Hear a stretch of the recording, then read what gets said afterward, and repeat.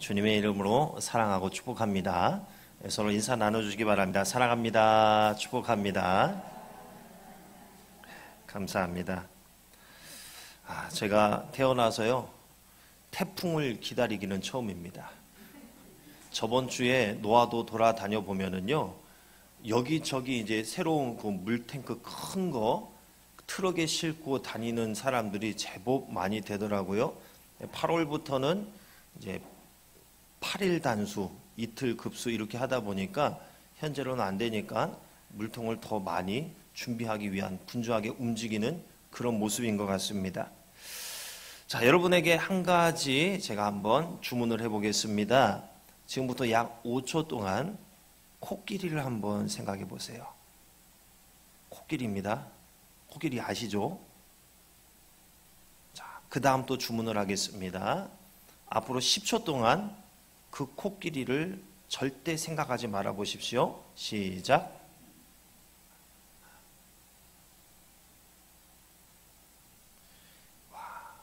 강대상 앞에 서니까 10초가 상당히 기네요. 네. 자, 여기까지요. 여러분 어떻습니까? 코끼리를 생각하지 말라고 하니까 이거를 지워버리기가 쉬운 일이 아니에요. 예, 잠깐 10초 동안인데 원래 한 1분, 5분, 10분 동안 이런 것을 주문을 합니다. 잘 되지 않아요. 자, 이 질문을 왜 하고 왜 이런 일을 시켰는가? 잠시 후에 말씀드리도록 하겠습니다.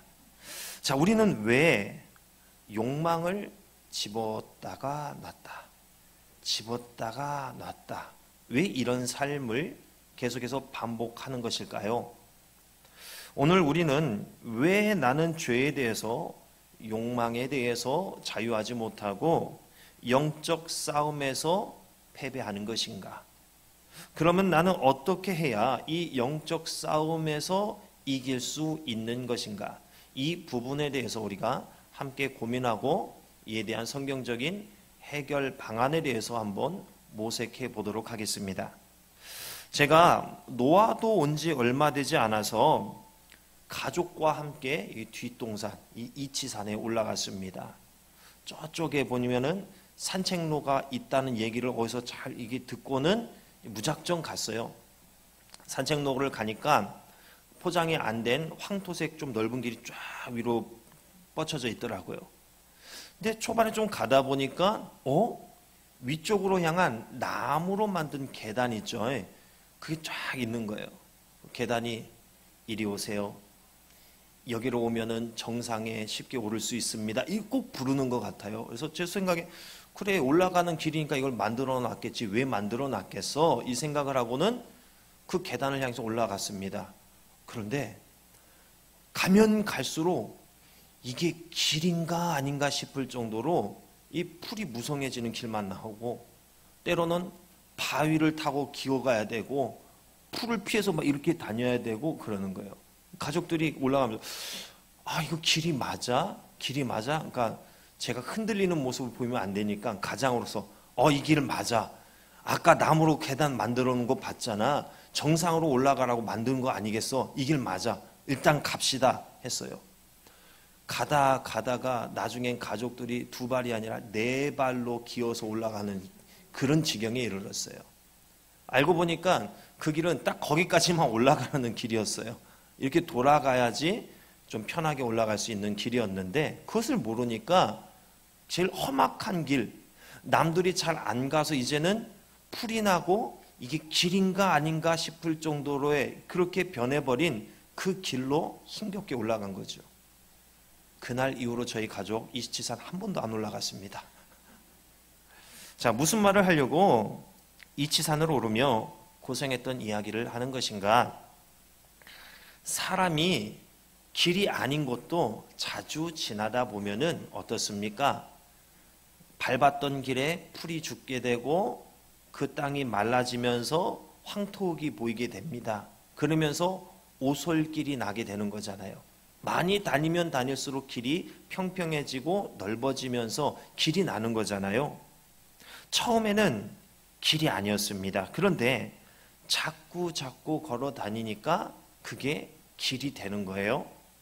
자, 욕망이 죄가 이와 같더라는 겁니다.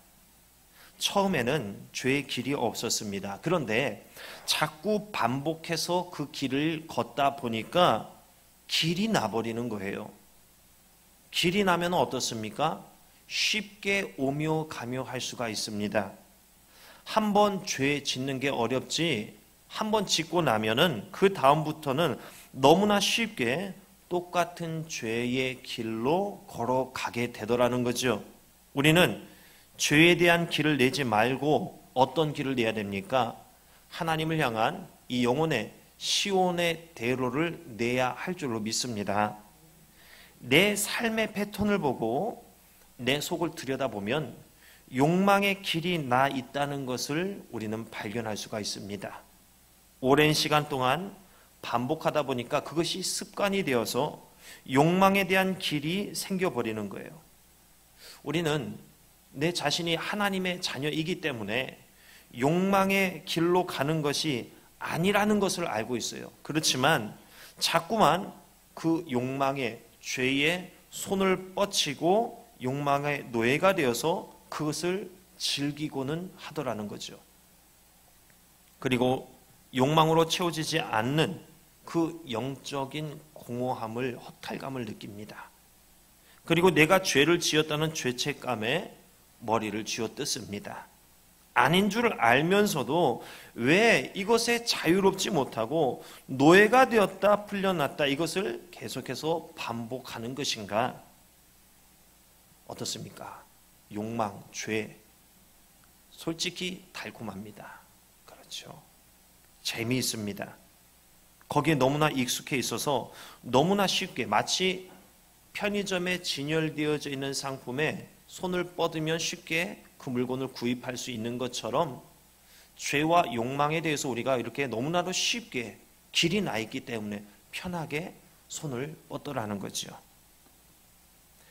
그런 후에 또 하나님의 말씀에 자극을 받아서 욕망을 또 내려놓습니다. 말씀의 은혜가 되고 자극이 되고 도전이 되면 그 삶을 다시 청산하고 시간이 지나면 또 그 오솔길로 다시 가서 손을 뻗고 계속 우리는 반복을 해요. 주기적으로 끌어오르는 욕망에 대한 욕구를 우리는 지속적으로 경험합니다. 이 죄에 대해서 우리는 어떻게 해야 하는 것인가? 지금까지 평생의 숙제이지 않았습니까? 성경에서 아담이 죄를 범한 이후에 그 다음에 또 죄를 범한 사건이 기록됩니다. 바로 형제 간의 살인이 일어난 거죠. 가인이 아벨을 죽였는데 그가 살인을 저지르기 전에 하나님은 이미 가인에게 경고를 하셨어요. 뭐라 하셨느냐? 죄가 너를 원하나 너는 죄를 다스릴지니라. 이렇게 말씀을 합니다. 죄가 지배하고 있는 상태에서 벗어나서 반대로 죄를 지배해야 한다는 것을 말씀하신 거예요. 성도는 죄에 휩싸여서는 안 되죠. 마음속에서 일어나는 이 죄를 억제하고 더 나아가서 외부의 그 악을 정복하는 자가 되어야 합니다. 그런데 이게 말로는 글로는 쉽지요. 실제 삶에서는 이게 여간이 이게 어렵지 않아요. 인간의 힘만으로는 악을 정복할 수 없고 일어난다 해도 그것을 지속할 수가 없습니다. 그럼 어떻게 합니까? 바로 성령의 도우심이 있어야지만 가능합니다. 성령의 도우심을 매 순간 받기 위해서 에베소서 6장 10절과 11절에서 다음과 같이 말씀을 합니다. 예, 한번 봐볼까요? 다음 넘겨주세요. 안 되나요? 예. 에베소서 6장 10절로 11절 우리 함께 봅니다. 정말로 너희가 주 안에서와 그 힘의 능력으로 강건하여지고 마귀의 괴계를 능히 대적하기 위하여 하나님의 전신갑주를 입으라. 예. 하나님의 전신갑주를 입어야지만 욕망의 강력한 지배를 대적할 수 있다는 말씀이지요. 방금 이 본 말씀에서 우리가 놓칠 수 있는 부분이 있는데 어떤 부분이냐면 주 안에서와 그 힘의 능력으로 강건하여지고 바로 이 부분입니다. 성도가 여러분이 강해지는 것이 주 안에 거할 때 그리고 그 힘의 능력으로 덧입어질 때야 가능하더라는 것을 말씀하고 있습니다. 주 안에서 이 표현은 사무엘상 30장 6절에서 다윗이 여호와 안에서 자기를 강하게 하였다는 표현과 유사한 표현입니다. 당시 어떤 상황이었냐면 아말렉 사람들이 다윗과 그의 사람들의 아내와 자녀들을 사로잡아 갑니다. 그러자 백성들이 이제는 울 기력이 없을 정도로 소리 높여서 울어요. 그리고 그 슬픈 마음을 어디로 향하느냐? 다윗을 돌로 쳐서 죽이자. 이런 여론이 형성이 됩니다. 그때 다윗의 마음이 크게 다급했습니다. 그러나 다윗은 그의 하나님 여호와를 힘입고 용기를 얻었더라. 이렇게 말씀을 합니다. 자, 오늘 말씀에 바로 이 뉘앙스가 담겨 있더라는 겁니다. 마귀의 괴계를 능히 대적하기 위해서 주 안에서야 그 힘의 능력으로 강건하여지라고 말씀을 합니다. 하나님을 믿는 믿음으로 그를 의지하여서 강해지라는 사실을 말씀하는 거예요. 이 강건하여지고라고 했는데 이 단어는 문법적으로 볼 때 신적 수동태로 쓰여져 있습니다. 이게 무슨 말이냐면은 하나님에 의해서 강해지라는 겁니다. 하나님의 손길에 의해서만 그렇게 되어지더라는 거예요. 우리가 욕망을 다스리는 것, 우리로서는 불가능하지만 하나님에 의해서 그것이 비로소 가능해지더라는 사실입니다. 성도가 강해지는 것은 하나님의 힘이 덧입어질 때 그런 역사가 일어나게 되더라는 것입니다. 자, 그런데 우리가 아무리 결단하고 노력해도 매번 욕망에 꺾이고 좌절되는 이 결과를 낳게 되는 이유가 무엇이냐? 바로 내 의지, 내 힘으로 그것을 하려 했기 때문이더라는 거죠. 아무리 뜻이 좋고 의지가 확실하다 할지라도 죄, 욕망에 대해서 우리는 견뎌낼 재간이 없습니다. 하나님께서 강건해지도록 해 주실 때에만 그 욕망을, 그 죄를 다스릴 수가 있어요. 그러므로 우리는 어떻게 됩니까? 매일매일 하나님의 도우심을 경험해야지만 되는 거예요. 하나님과 이 관계 가운데에서 늘 친밀하게 살아가야지만이 이 욕망을 우리가 다스릴 수가 있더라는 거예요. 그 힘을 공급받아요. 나로서는 할 수 없어요. 날마다 받아야 됩니다. 죄와의 싸움에서 이길 수 있는 거예요. 바울은 바로 이 모습을 전신갑주를 입으라는 이 표현에 담아내고 있는 것입니다. 무슨 투구, 흉배, 이렇게 일일이 따지면은 복잡하고 하나를 이해하다가 다른 거 넘어가면 또 전에 뭐라고 했더라 기억이 잘 안 나요. 무슨 말씀이냐? 매일매일 삶 가운데에 하나님으로부터 그 능력을 공급받아야지만 마귀의 괴계를 무찌를 수가 있다는 이 말을 전신갑주에 표현하고 있는 거예요. 바울은 전신갑주 이야기를 하고 나서 바로 이어서 다음에 말씀을 합니다. 무슨 말씀이냐? 에베소서 6장 18절 말씀입니다. 띄워줄 수 있나요? 예. 6장 18절 그 다음 말씀 함께 봅니다. 모든 기도와 간구를 하되 항상 성령 안에서 기도하고 이를 위하여 깨어 구하기를 항상 힘쓰며 여러 성도를 위하여 구하라. 그렇죠. 예. 오늘 왜 이렇게 말씀을 계속 읽자고 하느냐? 곰곰이 생각해 보니까 저는 설교할 때 물 먹을 시간이 없는 거예요. 생각해 보니까는 제가 혼자 다 읽어드리고 이게 설교를 하다 보니까 이런 짬이 안 나는 거예요. 그래서 그래도 읽으면서 좀 더 함께 해야지 좀 더 집중할 수 있고 나도 물 마실 시간은 있겠구나 이런 생각이 들었습니다. 자, 방금 읽었던 이 말씀에서 중요한 게 뭘까요? 이 중요한 단어가 있습니다. 무엇이냐면 항상이에요. 항상. 늘, 언제나, 항상. 쉼이나 여지를 남기지 말라는 말이죠. 늘, 항상 이와 같은 자세를 유지하라는 거죠. 여러분, 은혜 받는다는 게 쉬운 일이던가요? 어때요? 요즘 같은 세상에, 요즘 같아서 은혜 받는 것조차도 그렇게 쉬운 일은 아닙니다.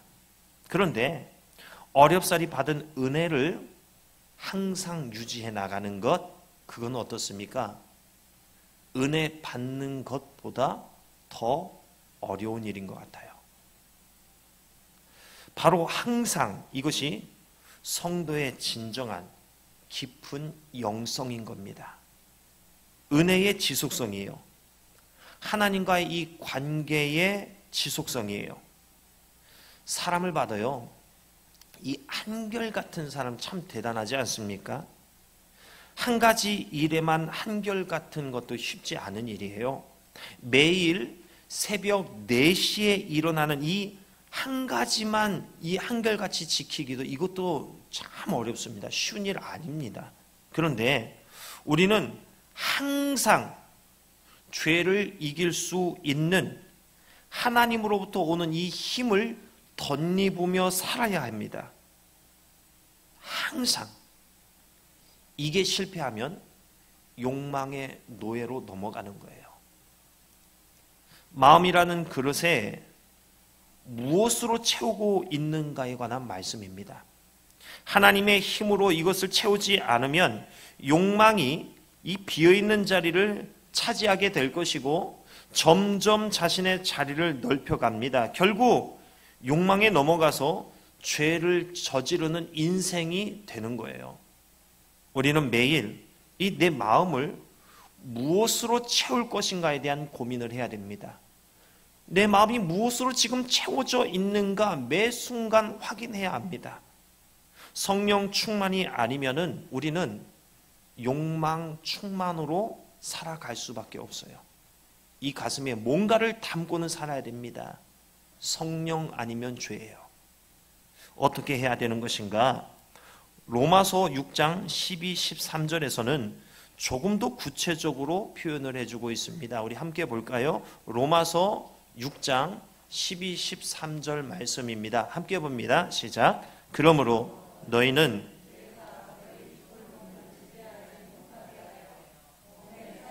순종하지 말고 또한 너희 지체를 불의의 무기로 죄에게 내주지 말고 오직 너희 자신을 죽은 자 가운데서 다시 살아난 자 같이 하나님께 드리며 너희 지체를 의의 무기로 하나님께 드리라. 아멘. 몸의 사욕에 순종하지 말라 말씀합니다. 바울은 사욕을 무엇이라고 정의하느냐? 하나님을 떠나서 죄의 지배 아래에 있는 상태, 인간의 육체 속에 존재하는 휘몰아치는 힘, 이것을 사욕으로 정의합니다. 우리는 이것에 영향력을 받지 말고 어떻게 해야 돼요? 맞서서 싸워야 합니다. 그러면 어떻게 이 사욕에 맞서 싸울 수가 있는 것인가? 죄의 종로로 타던 이전에는 맞설 힘이 없었지만은 뭐예요? 그리스도와 연합하여서 죄와의 관계가 끊어진 이제는 충분히 맞설 수가 있고 또 물리치는 것이 얼마든지 가능해졌습니다. 왜 그런가? 바로 우리 안에 성령께서 계시기 때문에 그 일이 가능하게 된 거예요. 성령을 쫓아서 행하면 죄는 나를 통해서 목적을 이루지 못합니다. 성령께서 이 육신의 사욕을 거스르는 일을 하시기 때문에 그렇습니다. 갈라디아서 오늘 5장 16, 18절 말씀이 이것을 증거하고 있습니다. 죄에 대해 맞서 이길 수 있는 것은 하나님의 힘을 입어야 가능한데 어떻게 하나님의 힘을 입을 수 있는 것인가? 바로 오늘 말씀에 의하면 성령을 따라 행하면 되는 거예요.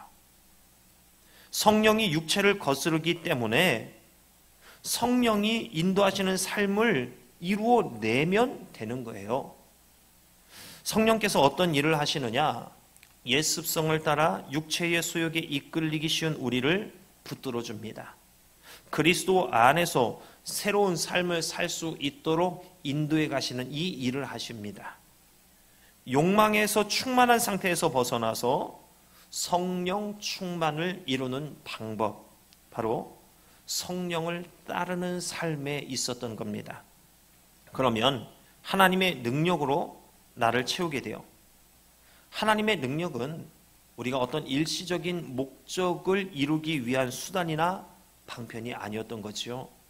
우리 삶이 육체의 소욕을 거스르고 성령의 인도를 받기 위해서 매번, 매일, 매 순간 일어나야 하는 우리가 성도로서 존재할 수 있는 기반이었던 것입니다.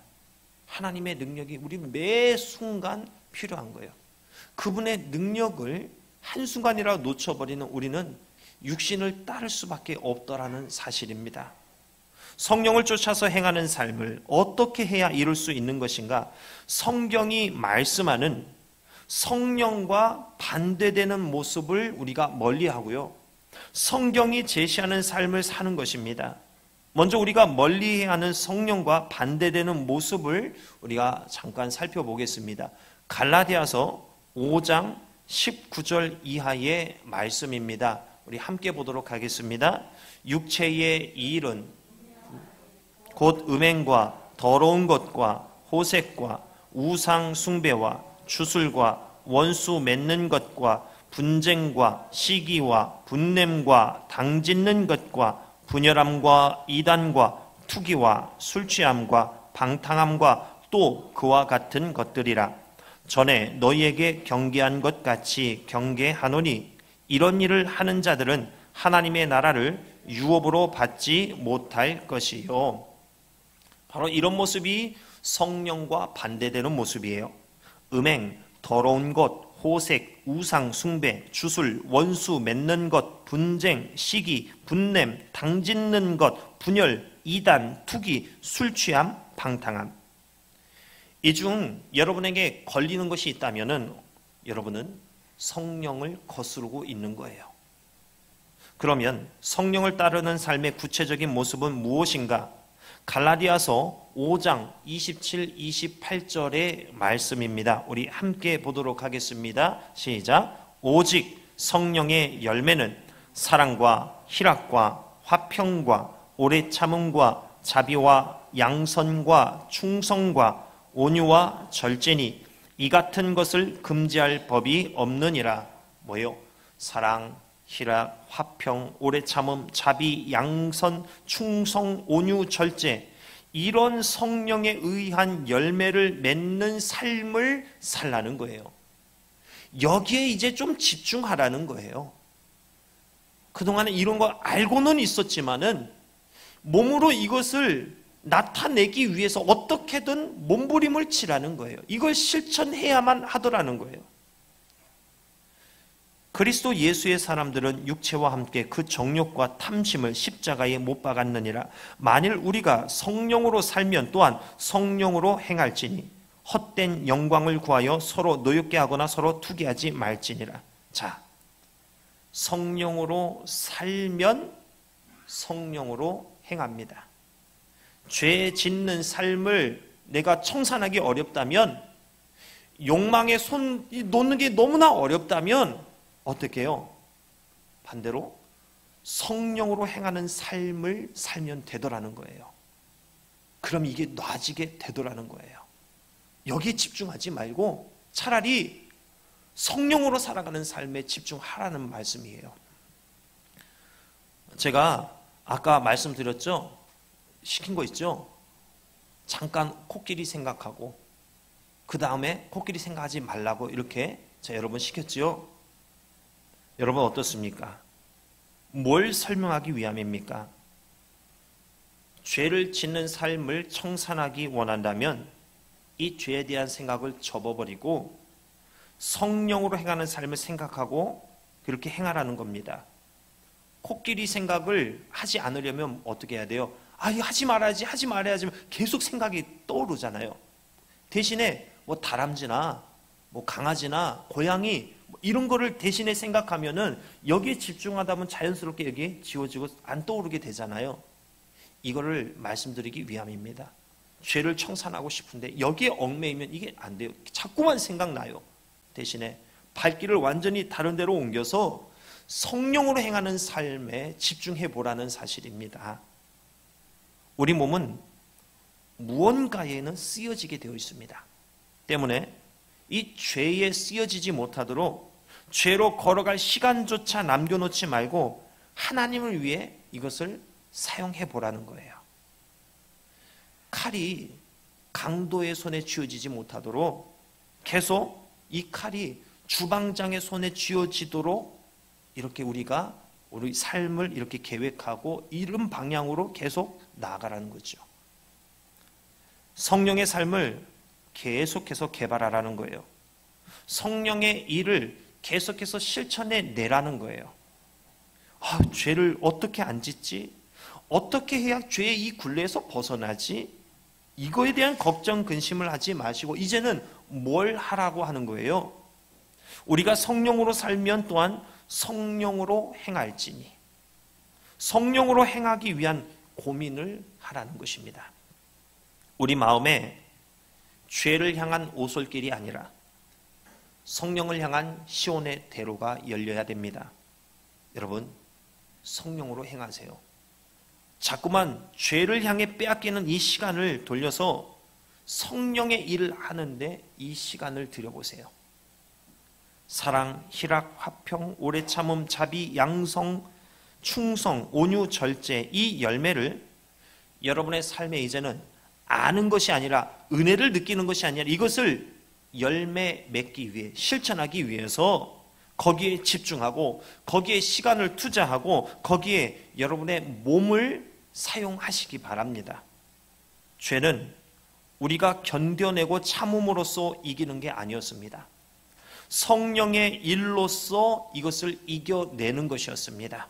우리는 은혜와 감정에만 머무르면 죄를 향해 나아갈 수밖에 없습니다.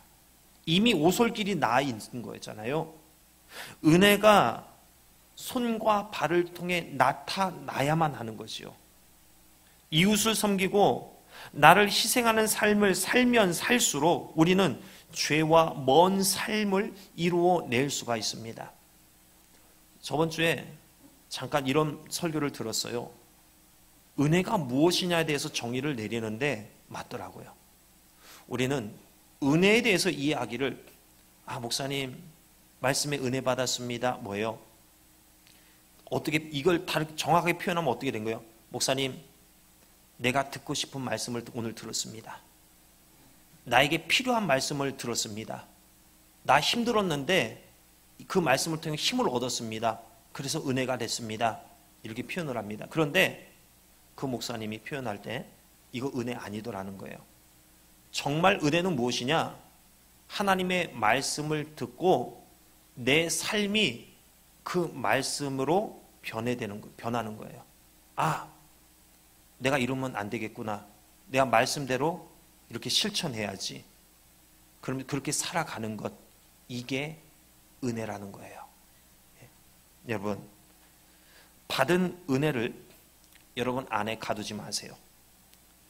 마치 이것은 달란트를 땅에 묻어버린 것과 같습니다.